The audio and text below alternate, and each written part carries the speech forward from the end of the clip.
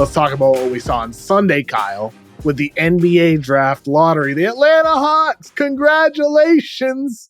The big winners of the draft lottery, moving up from 10 to number 1. They had an only 3% chance of doing it.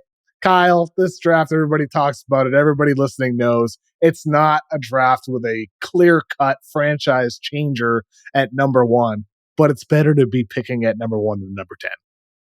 Well, yeah. I mean, you obviously have a lot of options. If you're Atlanta, you have talent, and it's just sort of not optimized or clicking right now.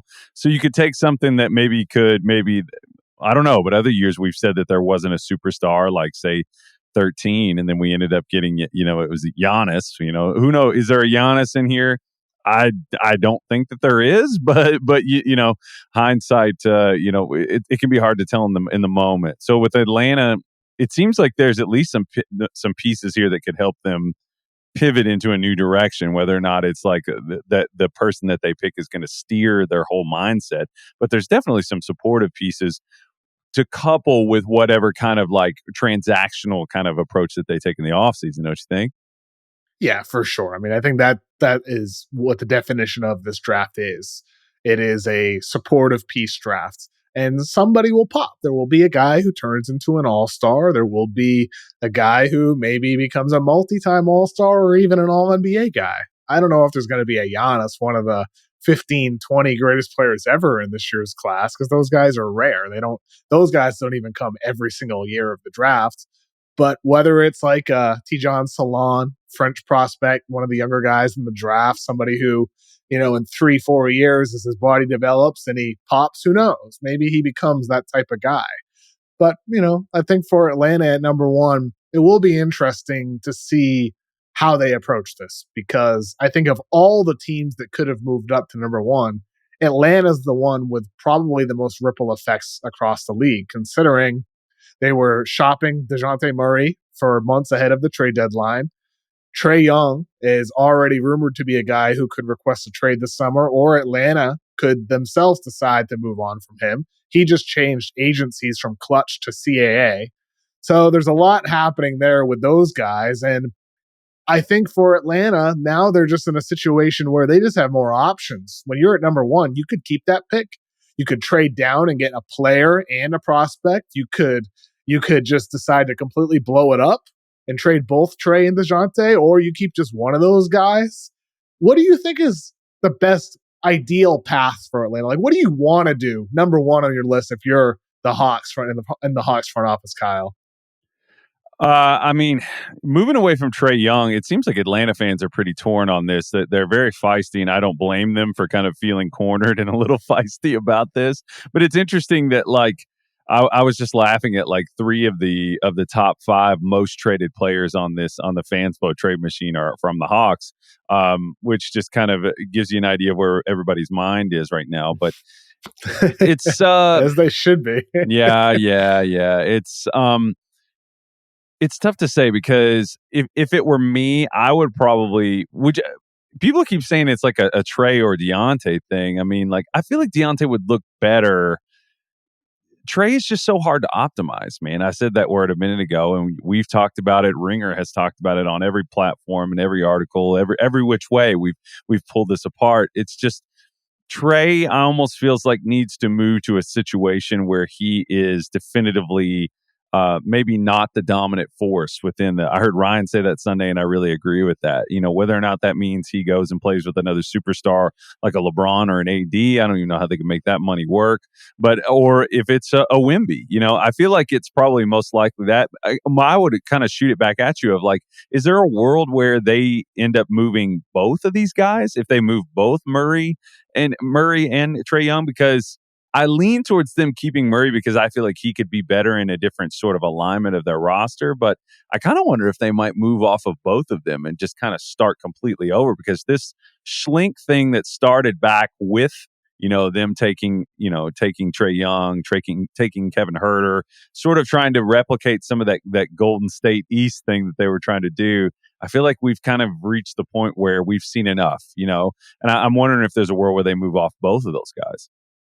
I mean, that's what I would want to do ideally, is move off of both. Move I would mostly want to trade Trae Young and Dejounte Murray in order to get a haul for hopefully both of those guys. The concern on my end with that ideal path is, are you sure you're going to actually get something that you feel like is worth it in return? There's not a lot of teams that need a point guard.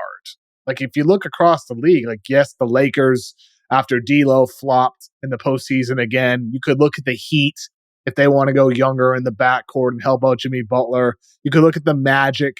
They not only need shooting, but they need creation. You could look at the Pelicans, somebody better than CJ McCollum. You could look at the Spurs as a guy to complement Victor Wembanyama, or the Wizards because they're young and they really have nothing. But there's really not that many other teams. I mean, the Nets you could throw out there.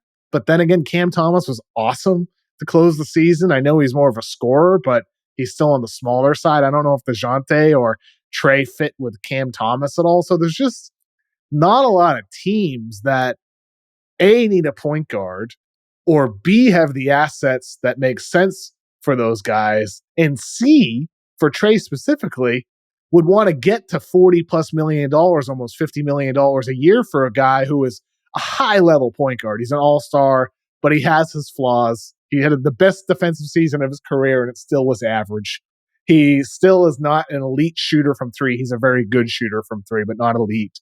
Trae, I think you nailed it when you said being kind of that second piece, not the guy who's the center of the solar system for your team. So if I'm Atlanta, I'd want to trade both. I'm just not sure there's a trade out there for both of them because just so few teams need point guards. And a lot of those teams that do need point guards are going to say, hey, you know what? We'll go draft a guy instead. So it's just a weird position for Atlanta to be in here. And I think Landry Fields, if you listen to his pressers, everything he's done this week with local media and all that, and the national stuff today, it's pretty clear to me, A, he's not showing his cards, but B, he's not showing his cards because he doesn't even know what he's got. Like, you just don't know yet. There's still a month plus to go. And for Atlanta, I don't know where this is going to result for them, but I would be shocked if they end up entering the offseason with both those guys. I think we'll see a trade by the draft. Yeah, I would think about, God, they have a lot of moves here. Of course, it speaks to what you're talking about, that like, you know, you'd want, obviously you'd be hoping that something could come along. You're not going to trade him just to trade him. You know, I don't think that it's like that. It's not like this is like a toxic situation, I guess, based on who you ask or what you hear. I mean, we've heard varying degrees of that over the past few years, but I mean, there's a world where, yeah, they can move both of those guys. And then in this draft, I mean, I've said it on this show that like, I don't really know that I'd want to pick number one in this draft just because, I mean, you'd be going upside here, but there's a few. It's so flat at the top, I feel like, in terms of upside. Sarr, who we can talk more about, and I watched your interview with him, which was great, and I would recommend to everybody. Yeah, I just kind of feel like I'm looking at the Trae options, and I'm like, well, you need a team that has a lot of perimeter athleticism to protect him. You need a team, like, if you're looking at the Magic, you're just kind of like Cam Reddish, DeAndre Hunter. Oh, yeah, both of those guys were. I'm sad to say I think they were both misevaluated. Well, of course, I never understood the Reddish belief, but anyway.